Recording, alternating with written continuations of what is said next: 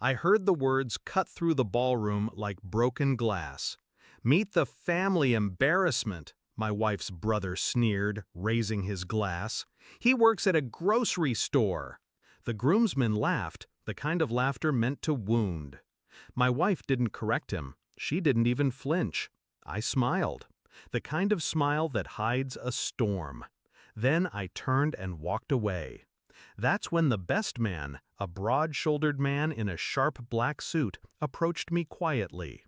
"Mr. Anderson," he said, lowering his voice, "I'm your head of security. Shall we leave?" The room went silent around me. His words hung there like smoke, and for the first time, the laughter died. Flashback, the setup. I met Claire, my wife, when I was building everything from scratch. She loved the simple version of me, the man who lived on coffee, spreadsheets, and late nights. Or at least, I thought she did.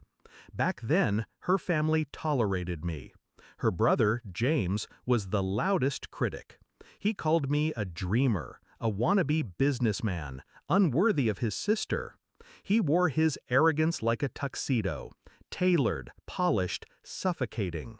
But Claire insisted she loved me, that her family's approval didn't matter.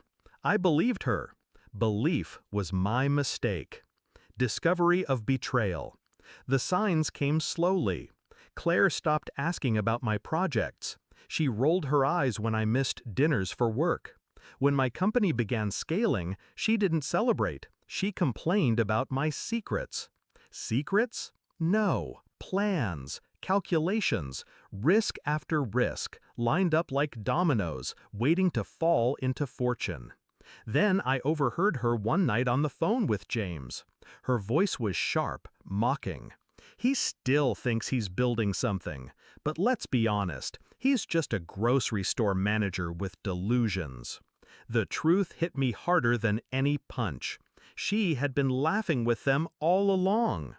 Shift in mindset. That night, I stopped being her husband.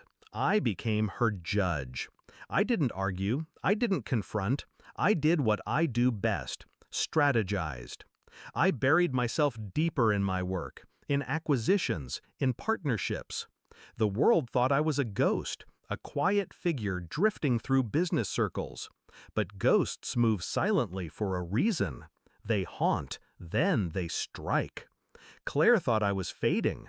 James thought I was failing. Both of them stopped looking closely. That was their mistake. Execution of the plan. I diversified. Logistics, retail, tech. Silent stakes in companies James bragged about knowing nothing of.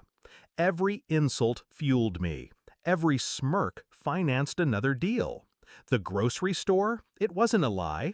I owned one. Then two. Then a chain. They laughed at the word grocery, while I built an empire that fed half the state. I kept my name out of headlines, my holdings quiet. A shadow billionaire. Silent wealth is the sharpest weapon. It cuts when no one expects it. The wedding invitation arrived like a challenge, a chance to step into their spotlight, wearing the mask they gave me. A mask I would shatter. Climax, the wedding.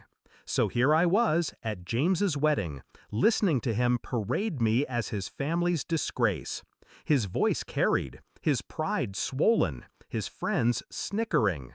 I let them laugh. I let them believe the illusion one last time. Then the best man stepped forward, eyes locked on me. "Mr. Anderson, I'm your head of security. Shall we leave?" The room froze. James blinked. Claire's champagne glass slipped slightly in her hand.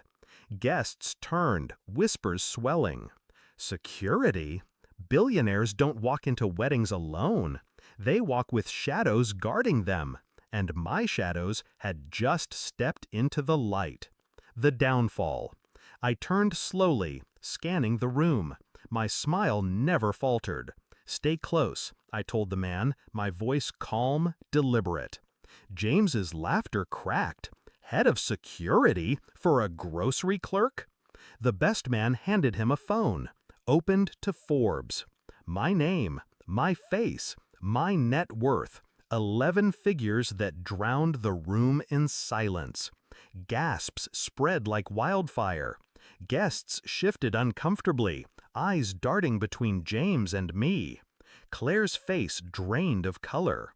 "Groceries," I said softly, meeting James's stare. "Feed the world. You should try it sometime." His jaw tightened. He had no words. Claire's eyes burned with something between regret and fear. I'd seen that look before, from competitors who realized too late that I'd already won. Resolution. I left the wedding without finishing my drink. My security closed ranks around me as the whispers followed. Behind me, I could hear Claire calling my name, her voice trembling now, stripped of arrogance. But I didn't turn back. She had chosen her side long ago. Walking out into the night, I felt no anger, no heartbreak, just clarity.